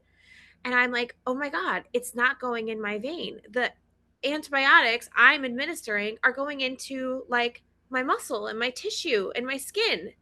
So I thankfully my boyfriend at the time was there with me, and I'm like, you got to take this thing out because there's something wrong. Like it's going into my body and it's not going into my veins. He takes the bandage off. The line that goes into my vein, there was so much pressure on it, it shoots across the room and hits the wall. I'm not kidding. It was the craziest thing I've ever seen. They must have put it in wrong or on a weird angle where there was too much pressure building up, and it wasn't even in my vein, and it was just a mess. So that was it. That was the end of me injecting myself with antibiotics. Okay, so there's a lot. I'm sorry. This is a lot to digest. I know. But there's a couple of things, and I'm going to focus on two sides of the coin, right? The first side will be the negative coin, then I'm going to focus on the positive side of the coin. The negative side is, of course, you're administering IV antibiotics to your heart to fight off a chronic infection of Lyme and probably other infections that you didn't even know you had from a tick bite and other things you picked up throughout your life. When you become that chronically ill, you have other infections that pop up that your immune system can normally manage, and it probably wasn't. So it was a much needed treatment. But unfortunately, because of all of the factors that went along with this, I don't think you really received a lot of the benefits you would have otherwise. And specifically, I mean, your stress level, your sleep, your anxiety, all of those things contribute to your body's ability to receive the full benefit of antibiotics in conjunction with your immune system working together to eradicate all the bad things that you're trying to fight, right? Mm-hmm. And you just had all of these things stacked up against you, from lack of sleep, stress, not being able to find somebody, finding somebody on Netflix. I know it wasn't Netflix, but I like to say Netflix now. So finding somebody on Netflix, finding, whatever, all these crazy things, and then having the infection. So now you're compounding an additional infection, right? I mean, then putting it in your wrist, all these things really kind of stacked up against you. And, I think that's unfortunately probably prevented you from getting the full benefit of what little antibiotics you did get in the few weeks that you received it. However, on the other side, and I don't think, depending on how people are watching this, if they're watching it on YouTube, they're seeing you and they're watching your expressions. But if they're not and they're listening on, Apple Podcasts or Spotify or whatever, the way you shared that story and the way you brought humor into it, right? And Rich was laughing muted. I was laughing because I was taking cues from you, and you were just laughing about it. And the fact that you're able to kind of laugh it off for such a serious, serious thing shows that you've processed it in a healthy way. And that's really important to overcoming chronic Lyme disease, right? So the fact that I can see you're dealing with this in a positive, healthy way, despite it being such a crappy disease, is a huge sign of you're going to be able to get through this and continue to fight it and get stronger and stronger and stronger, because that is an absolute requirement in order to heal. So I don't want you to lose sight of your demeanor, your approach, your humor, and your willingness to keep fighting. That's how you're going to get better and get to, full health again. So I think that's a really positive sign. I can see Rich unmuted and he wants to weigh in here. Yeah, no, but I also think there's another really positive sign here, right? In many cases, we don't trust our onboard diagnostic system. We don't trust our body to protect us, right? In this case, I mean, part of the reason why I left is your body is so strong.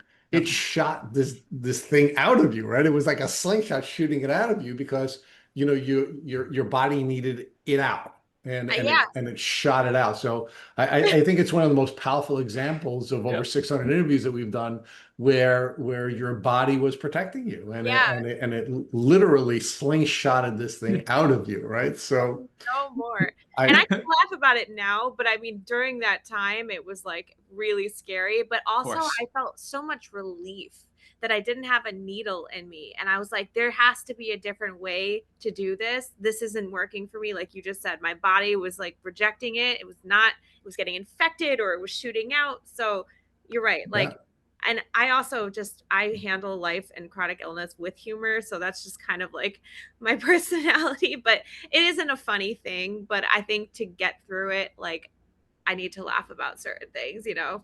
For Yeah, sure. I Yeah. also think, I mean, the guy you were in the relationship with, seeing things fly out of your body had to be thinking like, holy cow, No, whoa, what do I have going on here? yeah, it didn't last much long after that, but that's okay. Oh man. So all right. So now you finally get this thing out of you. And not so this is really evolving. I really think your story should be on Netflix, right? Because you can turn it, and I'm gonna keep coming back to that theme. You can turn it into a comedy, a drama, an awareness campaign, and people are going to experience all kinds of emotions like they're experiencing on this podcast because sometimes you got to mix all that together to really raise awareness and advocate, and you're doing that really well. So I advocate when this is over, you go and you look about what it would take to do some sort of reenactment of your story for Netflix and get awareness out there. Because I think that's what your calling is going to be. I would love to. And that goes into me wanting to be an actress when I was a kid, it would come all full circle for me. But Yep. yeah, I think that's in your future for sure. But let's talk about now after you got everything out of you, how are you feeling and what are your next steps? Did you fire this doctor? Are you continuing to treat with this doctor? What the heck? I was so upset at the way they handled it. Like they didn't even call to see how I was when it got infected. They didn't they wanted to charge me, I think it was $20 a minute for a phone conversation with the doctor to do a follow-up. And at this point we'd already paid them like 10 grand. Um, and we're not like some wealthy family. This is coming from my dad's hard earned savings because I just literally did not have the money. And we were told by our friend that this guy would cure me. So it was worth it at the time. We all were on board, but they just, there was no bedside manner. There was no, oh my God. Oh, and I forgot a huge part. Oh my God. See, this is the brain fog. Oh, this is going to be a good one. I can tell.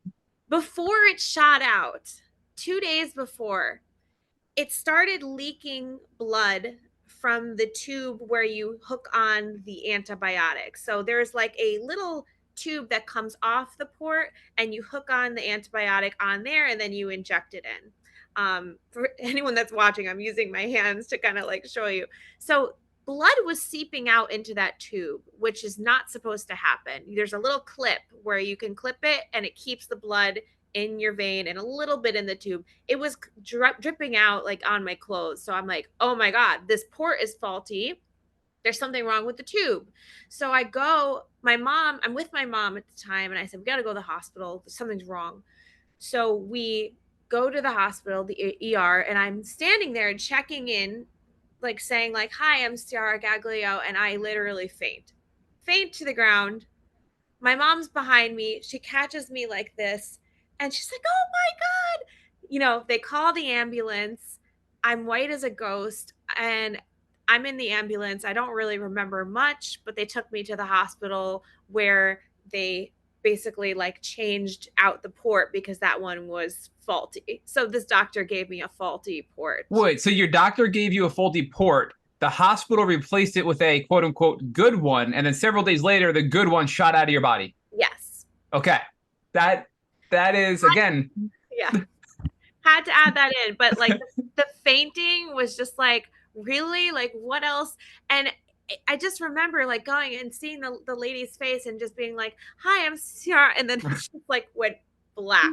I'm telling you, this is going to be a movie. It's going to be. It's Yeah. going to be a movie. My poor mother, she was just so worried about me, and then I was in the hospital all night, and yeah, so Wow. Wow. Forgot that little tidbit. I mean, okay, so you a lot. There's a lot to unravel here. Yeah. So you were talking about like this doctor came highly recommended. Your parents tapped into their savings to help you go to him. Now he's wanting $20 a minute just to talk to you. So what do you do? Do you even have that consult, or do you just fire him on the spot and get another doctor? And what's next? And also, where are we chronologically? Because this was just last year, right? We're talking 2024. You got diagnosed. So give us time frame. What month are we in? What year are we in? Because this is all over the course of what, a 12 to 18 month window. Yeah, this is May of 2024. Okay. So I fired him, and my dad's like Italian from Brooklyn. He says that he spits on his office every time he drives by. Good. That's kind of how we feel about him, because he took our money and never cared about me ever again. So yeah, at that point I was like, I am taking a break from this because I'm traumatized, and I'm gonna just take a few months off from any type of treatment. Like, I really needed a mental break. Every night worrying about that PICC line and like all these things in me, I couldn't do it. So I took like 2 months off. And I said, and me and my boyfriend at the time, we were like, let's go to Europe.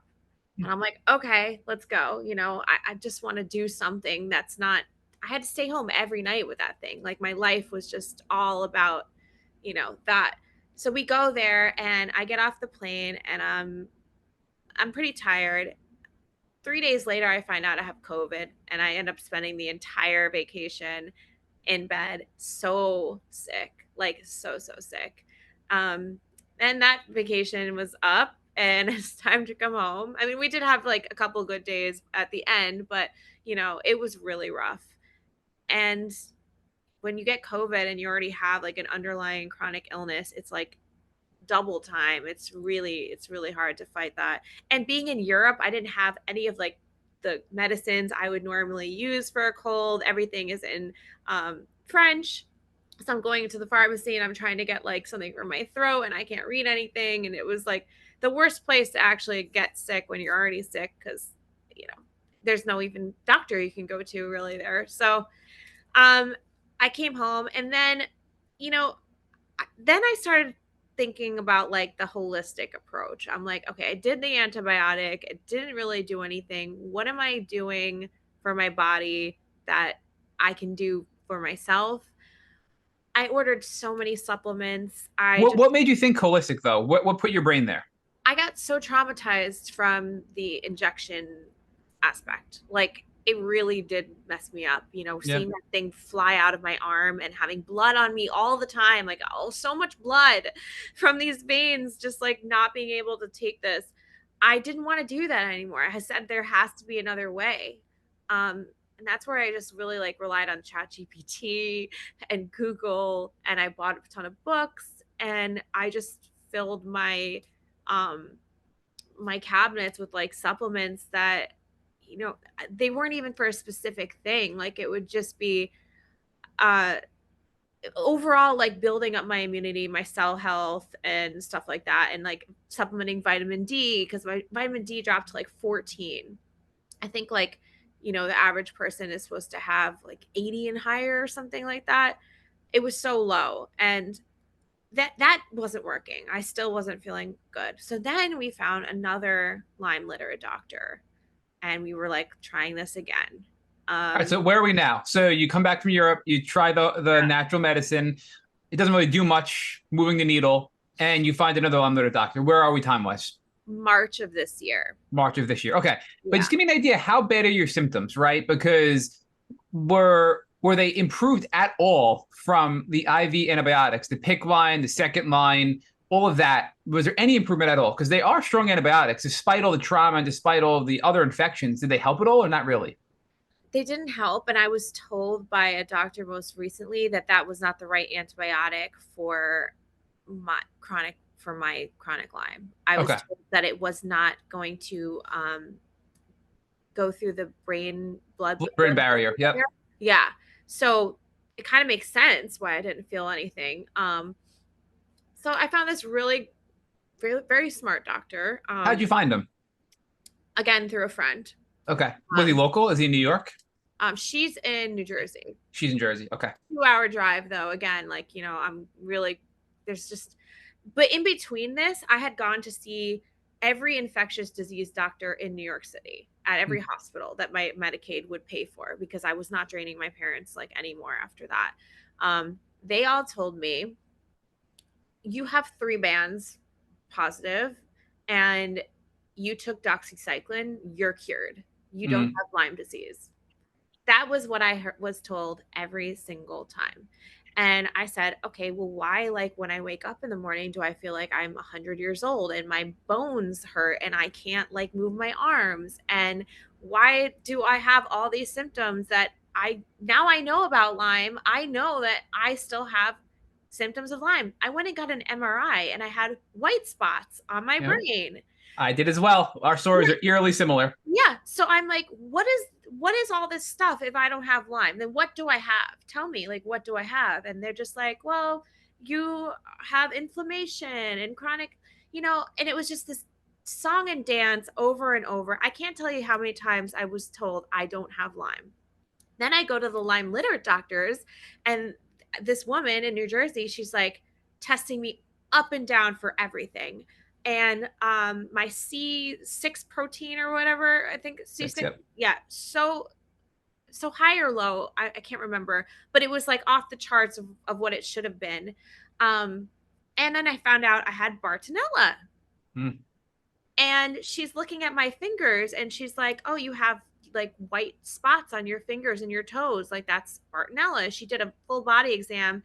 I have severe neuropathy in my feet, so it's like this giant gap between Western medicine doctors, and she was an MD. So, but the doctors you would go to, like in a hospital or some type of facility where they have all different types of medicine, that will say you don't have Lyme. And then there's a doctor that understands Lyme and says you have Lyme really bad. There's no in between. Yep.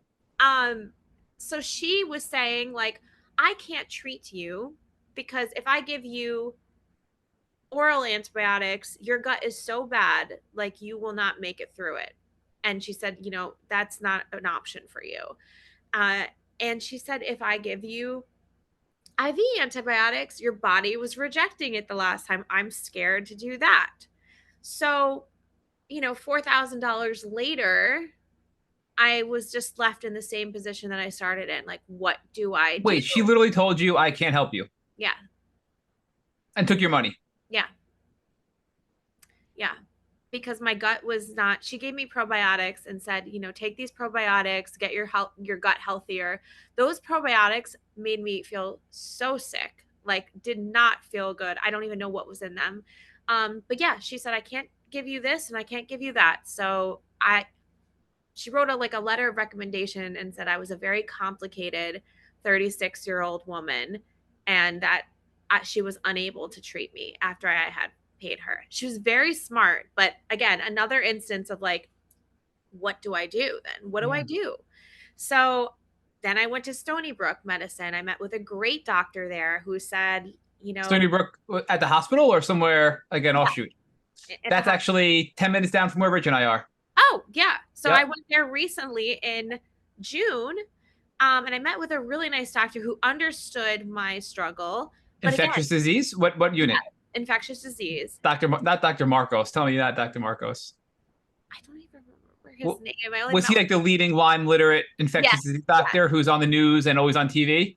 I don't know if he's on the news. I just called and I said I needed to speak to somebody that's in Lyme. But he was young. He was like really personable, nice. Yeah, maybe that's him.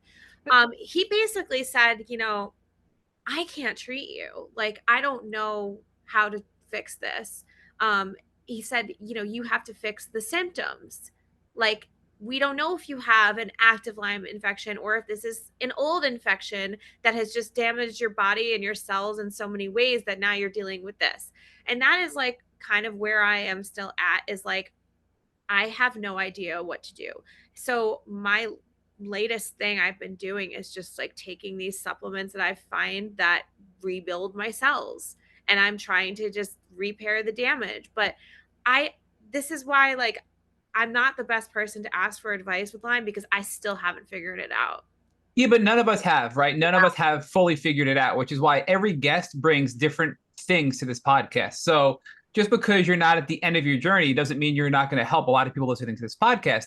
So, I think we've learned a lot of lessons from you. My favorite lesson is just your energy and your aura and your vibe, because you're just putting out that like, hey, I don't know it all, but I'm not going to give up, and I'm going to keep fighting, and I'm going to figure it out, and I'm going to get better. And that's kind of what we all need to adopt, because in my personal journey, and Rich knows this, there was a good amount of years where I just sort of said, I'm damaged, I'm broken, I can never get better, and I accept that. And I got worse. Once I was able to have the mindset of, I'm going to keep pushing forward and try new things, you eventually find things that help and you get momentum, and the little things add up. And before you know it, you look back and you go, wow, I've come a really long way. But it's never just overnight. It's never just a quick fix. It's never just a magic cure, right? So I think that's a big lesson that you've learned, and that pretty much all of our listeners have had to learn, right?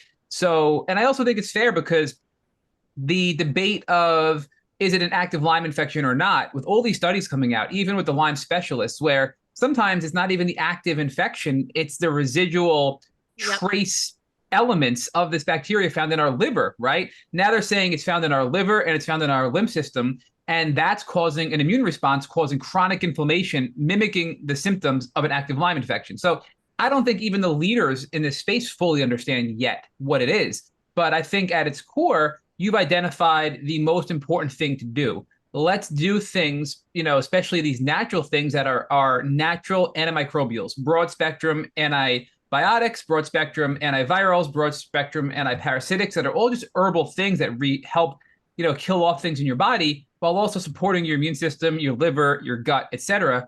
And you can't go wrong by doing that, right? If you're taking herbal kills and herbal rebuilds, and you're doing it at a pace in which your body can handle, depending where you are in your journey, which is not really science, it's more of an art, then you're going to continue to make progress and move forward. I think that's the message I'm hearing from you right now. So what are your thoughts on that? Yeah, I agree. Like, we didn't even talk about, the co-infections. Like, I have like Epstein-Barr virus, off the chart, Rocky Mountain spotted fever. God, there were so many on my thing. Like, I can't even remember all of them. Some of them I can't even pronounce. They were like weird tick, like not Borrelia, but like something else with B. Babesia? No. You got Babesia, Bartonella, Borrelia. Rich, what am I missing? Maybe Bergdorf. Borrelia burgdorferi is the fall. It's just a strain of Lyme. Yeah. Well, that's a strain. There was underneath there was some other thing under that one. Like, I don't even want to look at it, because it just gives me anxiety to look at it. But the main thing, like you said, is if we can't like get the Lyme out of us, which I think it is like infiltrated me too far gone at this point to like say I'm ever gonna like have it out.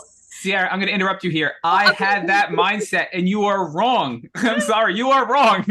I don't know what the answer is for you specifically, but trust me when I tell you, you will be able to find a series of things that get you in a place where you're like, oh my goodness, I feel really good. Yeah. And you got to believe that. We really should talk with Ciara during our last 10 minutes together about some of the observations we've been able to make after interviewing 600 people with Lyme disease and some of the leading researchers and doctors. And, as we begin to wind down, let us share some of these observations with you, so you can have some frameworks that you can use on your healing journey. So the first thing that I want to share with you is that I've come to the conclusion that regaining your health is a 3-step process. It's be, do, and have, right? And I think one of the things that's really exciting about doing this interview with you is you are someone who does believe. You believe in you, and what we need you to do, and which is why Matt is correcting you right away, we need you to believe that you can get better, and you can get better, right? So having the spirit that you have, and having the ability to put everything in a healthy context means that you believe in you. You believe you believe you're unique and special. You believe that you've been put on this earth to serve other people in a unique and special way, right? So once we have the B piece in place, which is the most difficult part of this, the belief part of this is the most difficult part. Yep. Now we can go to the do. Now the question is, what do we do? And what we've learned here at Take Boot Camp is that it's generally a four-step process that people use in what they're doing to become healthy, right? And the first step in the process, which is where I think your doctors probably didn't serve you well thus far, is what we call prehabilitation. By the way, as a fellow Italian American, there are three Italians on this podcast. Okay, we're not just New Yorkers, but we're all Italians. Our framework is called PARM. And you would expect Italians to have a Parmesan healing framework, right? So the P is prehabilitation, right? Because one of the things we need to recognize is that if we're going to heal from Lyme disease, it is going to be our immune system that's going to win the day, right? And what has happened here with you, and I think everyone else that's become chronically ill, is that your immune system has worn down and it's not Yep. functioning well. So what we need to do is we need to look at the prehabilitation phase.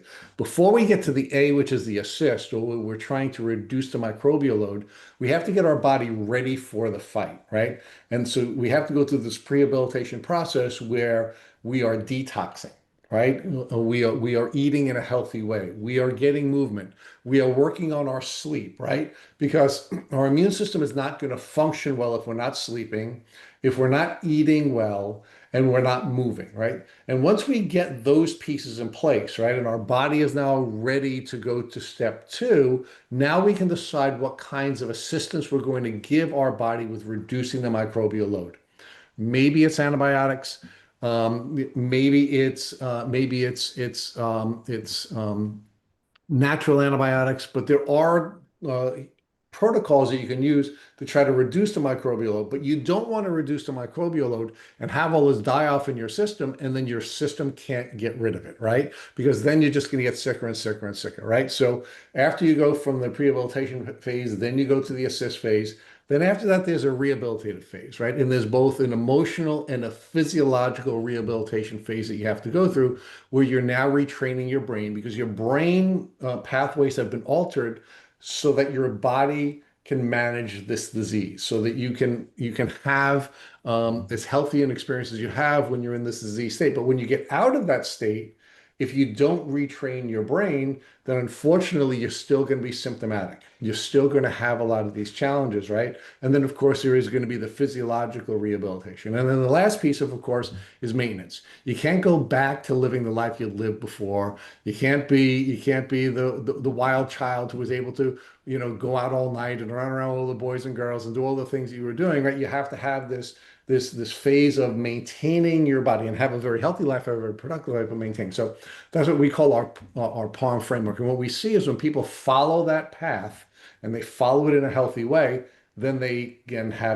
they go from the B to the do to now control of the works of God's hands, or have control over our body so that we can now be productive and we can now produce everything we want to produce. So I wanted to share those frameworks with you with where it is be and you're in a great place, do, and then ultimately you'll have, and then the do piece of this is PARM, where you're going to go through the prehabilitation phase, you're going to go through the assist phase, you're going to go through the maintenance, you're going to go through the rehabilitation phase and the maintenance. So my strong advice to you is to focus on prehabilitation.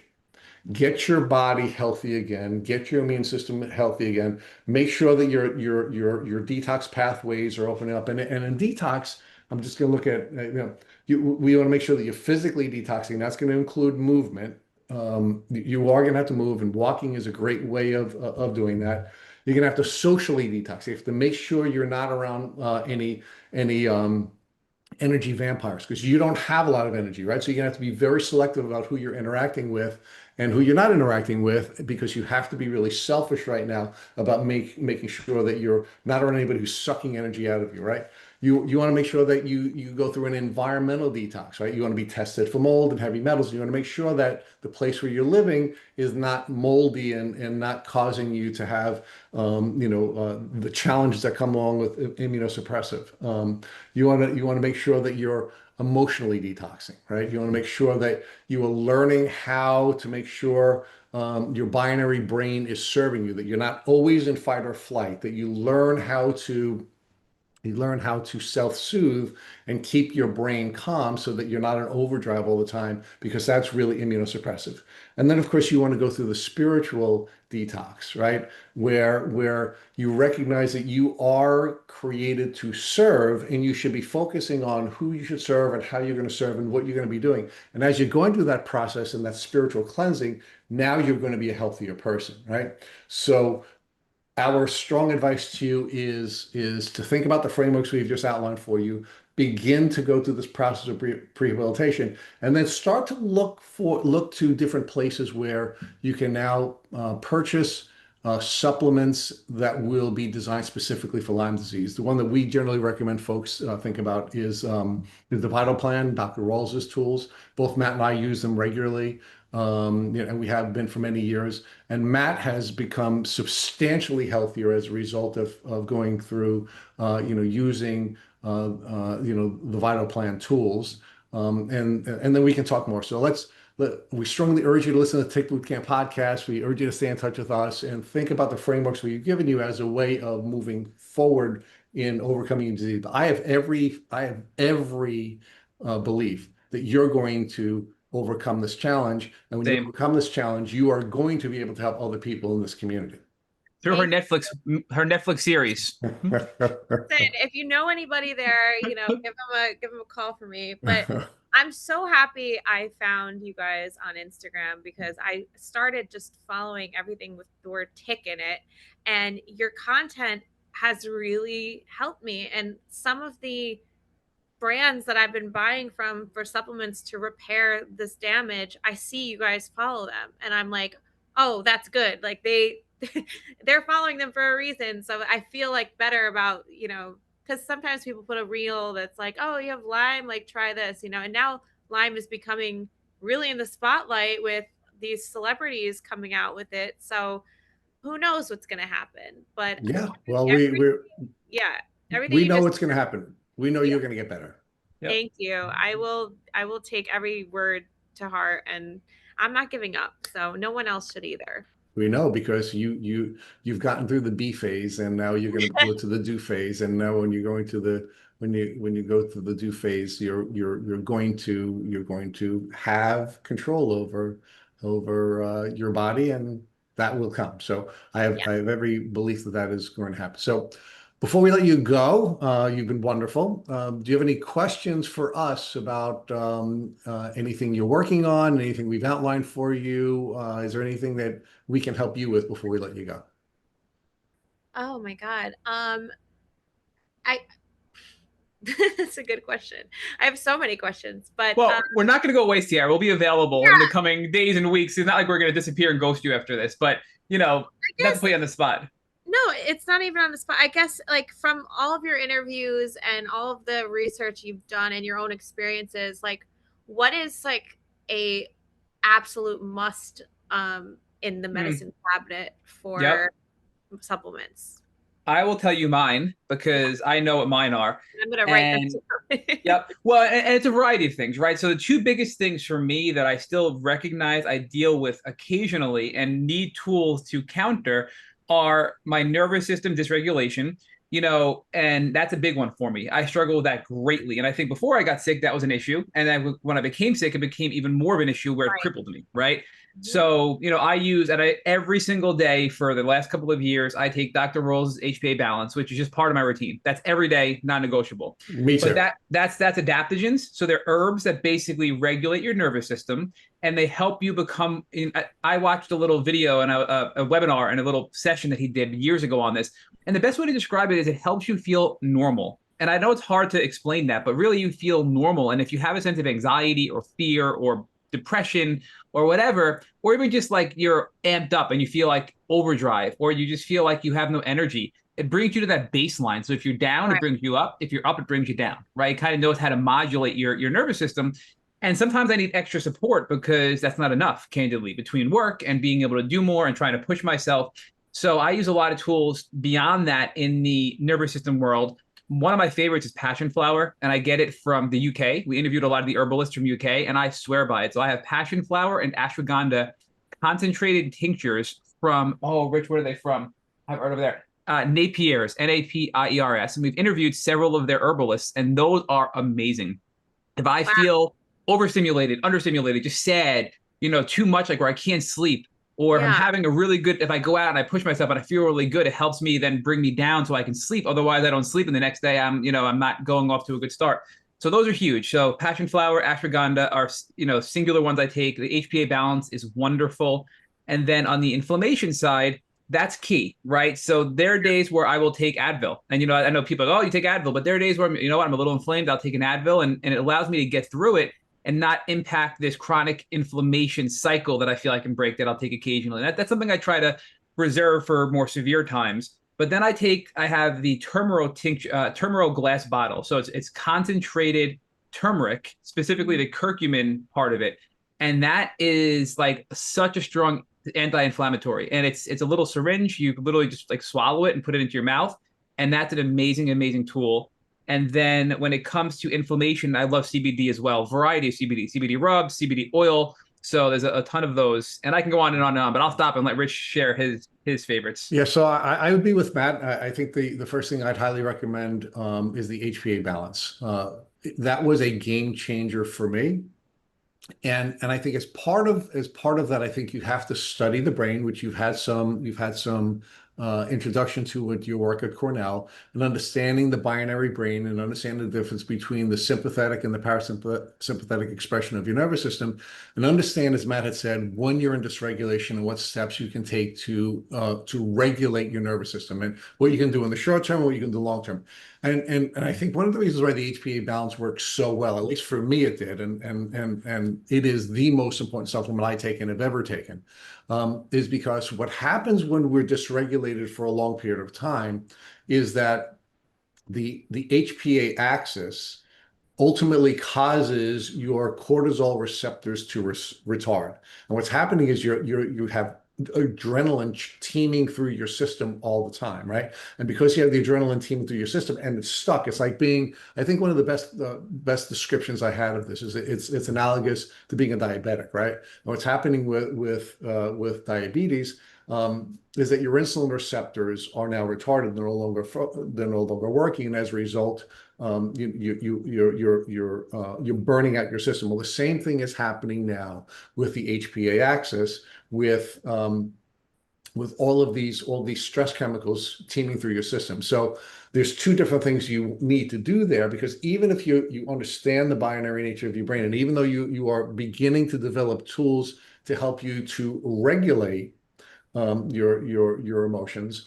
The problem is that if you haven't modulated your cortisol receptors, which is what the HPA balance does, you're still going to be in fight or flight, and you're still going to be in immunosuppression. So 24/7 fight or yeah, flight. yes, of course. So my very strong advice to you is buy the HPA balance. Yep. Take it twice a day. And Okay. and now it does take some time though, Ciara. I want you to know that it took me. I stayed with it for many months. I mean, I was getting progressively more regulated, but it wasn't until I was taking for about 8 months that it really worked for me. And Wow. I would never ever stop for the rest of my life. I would never stop. So that's the physiological piece, and then of course learning how to regulate and understand that we're living in a toxic world.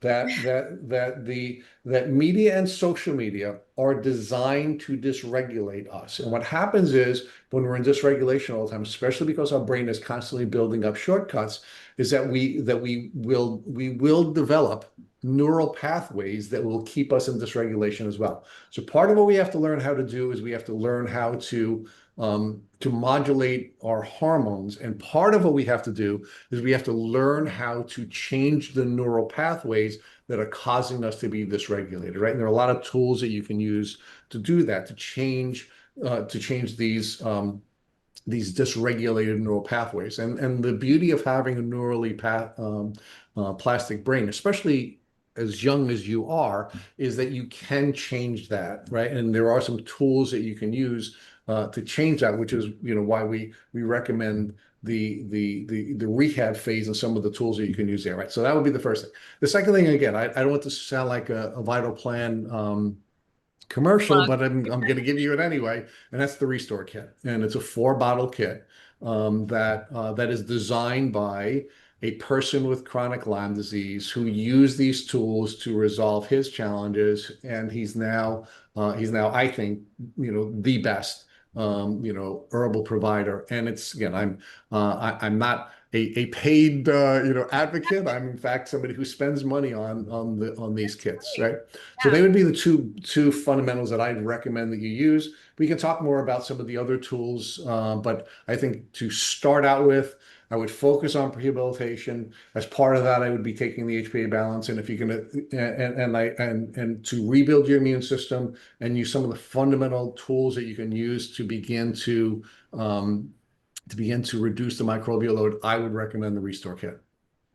I'm really happy I asked that because you can get flooded with so many different things that like, oh, this is 4 stars, or this was seen on this Today Show, and it's like it becomes overwhelming. So when you actually find somebody that even if it took 8 months, that's the thing. People, they want a quick fix. I think I've learned throughout this journey that it is not a quick fix, and you have to just keep at it. Like I'll take a supplement for a month and I'm like, oh, I didn't feel anything. And my mom always reminds me, it takes time. Like It get another does. bottle. So it's really important to Well, I mean, the other thing that we should, I think, learn from your really cool story. I mean, you're very articulate, very smart. You really told a really powerful story. Is it didn't happen overnight, so yeah. you can't get better overnight, right? I mean, you went through this whole process of ultimately becoming sick, and now you have to. It evolved into an illness that would have to devolve, out of illness, right? So you have to show yourself grace. I mean, show yourself grace. I'm gonna make one more suggestion, and then I'll let Matt give you any other final thoughts he has. The other thing you want to do is you want to make sure you're not getting bitten by ticks anymore, right? Yeah. Because what's happened, I think another one of the lessons from your story is it was tick bite, it was tick bite, it was tick bite, right? And what was happening is you're getting more germs spit into you and more germs spit into you and more germs spit into you, and what happens is you're picking up germs all during the course of your life, right? Unrelated to tick bites.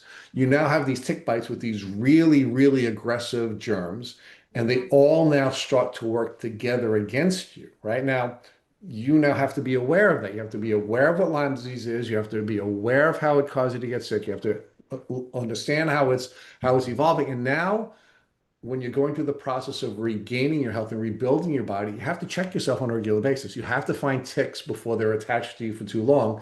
So, Okay. another strong recommendation I have for you is you have to check yourself every day. Now, how we recommend that you do that, Matt and I wrote a book, which we haven't yet published, but we teach how to check for ticks differently than anyone else. And what you do is you actually have to use the median nerve, which is your thumb, your first finger, your second finger, and half of your ring finger. You put your fingers together and you rub your fingertips all along your body twice a day. That is the easiest way, the quickest way of finding a tick. Ticks are very small, they don't move. Our eyes generally will not pick up ticks. It's actually your fingertips. So what you should be doing twice a day is running your fingers over every part of your skin. Before you're going in the shower, before you're wet, do it every day. And then at night before you get into your pajamas, do that. So what my 3 steps would be: learn how to self-regulate, including using the HPA balance. Begin to rebuild your immune system through the rehabilitation stages, which includes the supplements of the Restore Kit. And the third is check for ticks every single day, twice a day, so that you can find these things on you before they cause you to become sicker than you already are. Yeah, that's great advice. And I have 2 dogs. They're right here. And every time we go to my mom's, there there's ticks all over them. Of And course. I have like an eagle eye now. Like I could see that tick in a second. My mom's like, "How did you see that?" I'm like, "Because it's in me. I'm like Spider-Man of like the ticks. Like I recognize it right away." But Yeah. there's an area of her backyard that you could just step your foot in there and you could come out with like we call it tick land, and it's a no-go zone. No one goes in there. And she sprayed, it doesn't matter. It's so bad. So I agree with checking yourself. It's hard when you have hair. But I'm constantly running my fingers. Like, I'm like, oh my God, Yeah. But you use your fingers, use your fingertips. Yeah. I mean, Matt and I don't have that problem because we don't Nope. have hair, but I That's would, great. Like, I would relish that problem. I wish I'd have nice hair like you do. it's not good for tick binding, but yeah. Yeah, I know. So Ciara, you've been really a pleasure to interview, and please stay in touch with us. Let us know how you're Yeah. progressing, and as you continue to heal on this journey, please stay in touch with us because we'd really like to have you back so that you can now share some of your healing lessons with the folks that are following us on the various social media platforms, on our podcast platforms, and now on YouTube. Yeah, I can't wait to get to that point where I'm back and I have, the thing that worked for me. So it's only been a year, and yeah, we'll talk to All you soon. right. Thank you. Thank you so much, guys. It's been a pleasure.